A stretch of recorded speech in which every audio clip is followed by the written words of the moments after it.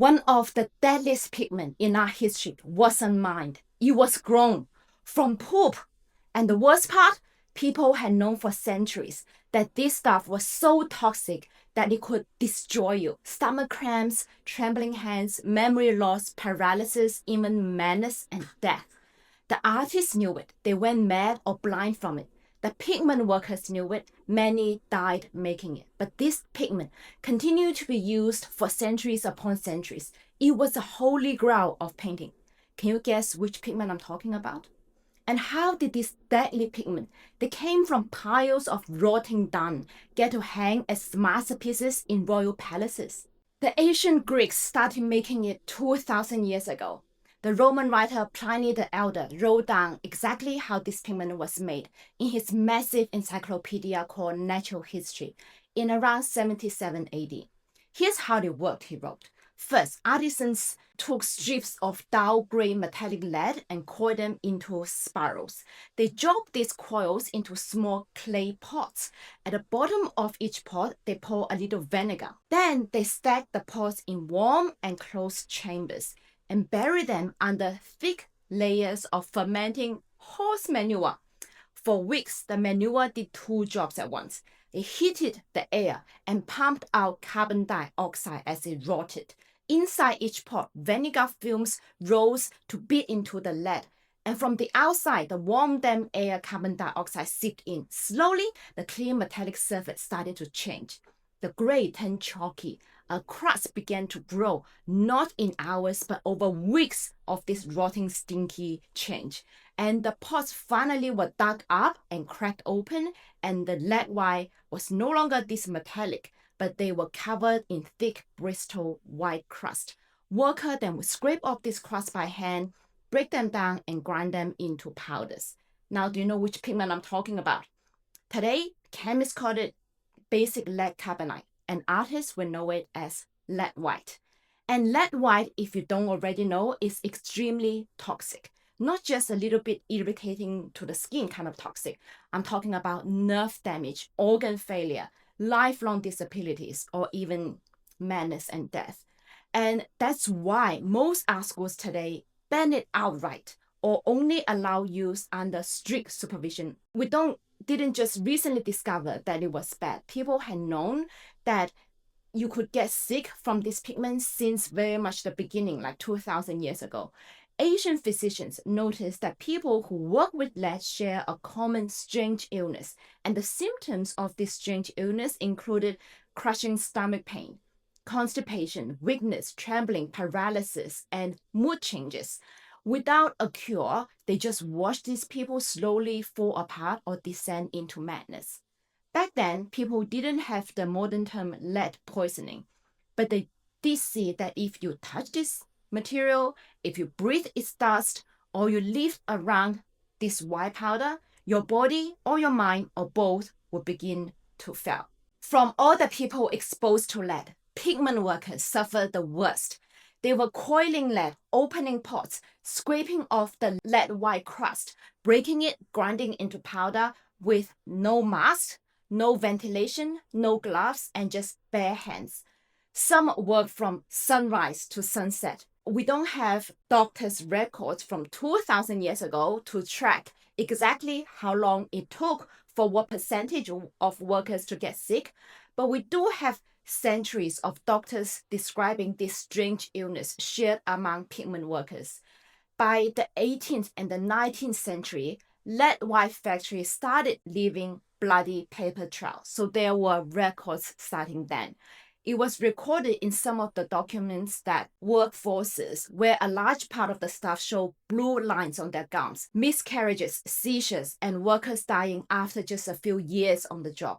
Some records stated that only women who were, quote-unquote, mostly very poor and at the last grasp for means of supporting life were working in lead white factories, and the work itself was quietly finishing them off, sadly. And still, this pigment didn't disappear. It survived the fall of Rome and moved into medieval workshops. We can see lead white in the glowing pages of medieval illuminated manuscripts, in the white of the angel wings and the pale faces of the saints in the early wood panel paintings. It then went on to live in the studios of the Renaissance. In fact, when you look at the great paintings of Western art, you are also looking at the history of lead white. Take Titian's Venus of Urbino. The soft flesh tones and the luminous linen, they were all achieved through lead white. Or Caravaggio's Calling of the Saint Matthew. That razor-sharp beam of light cutting through the darkness. The crisp white shirts. The highlights on the hands and faces of these people. These were all achieved through lead white. And Rubens' Elevation of the Cross. And Rembrandt's Night Watch.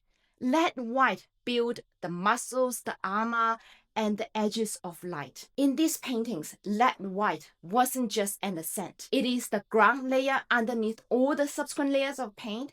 It is in the mixture, in the skin tones, in the folds of the fabric. It is the highlight. It is the veil of light. It is literally everywhere in a painting. Back then, artists didn't use so-called safety measures. They were grinding the lead white powder with oil by hand.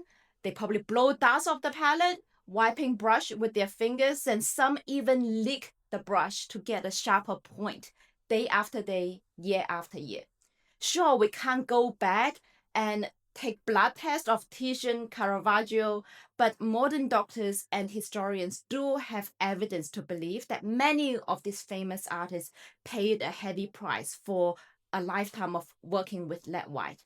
Goya, for example, suffered a mysterious illness in his mid-40s, violent headaches, dizziness, vision problems, and eventually he went completely deaf. Several medical studies show that it was due to chronic poison exposure from his paint, and lead white was likely a major culprit. Even in more debated cases like Vincent van Gogh, you will find researchers arguing that at least some of his symptoms, such as amnesia, stomach pain, neurological issues, might have been caused by toxic pigments he so loved and used, including but not limited to lead white.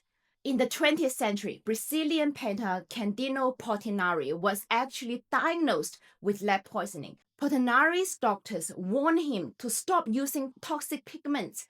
He tried, but he kept coming back to them. So he died at the age of 58 after a massive digestive hemorrhage that many believe to be triggered by lead exposure. So at this point, you might be thinking, if this pigment was so deadly, why didn't artists just stop using it? Why not switch to something safer? And the uncomfortable answer is, nothing else worked quite like lead white. First, there's something very unique only to this traditionally made stacked lead white, that method that the way Pliny the Elder described, which was growing from poop and vinegar. When this lead white is fresh out of the tube, it is dense and almost sculptural, so it is perfect for impasto work, thick textured paint, for catching the highlight on the nose, on the pearl, or the folds of a fabric. But there's this strange magic, right?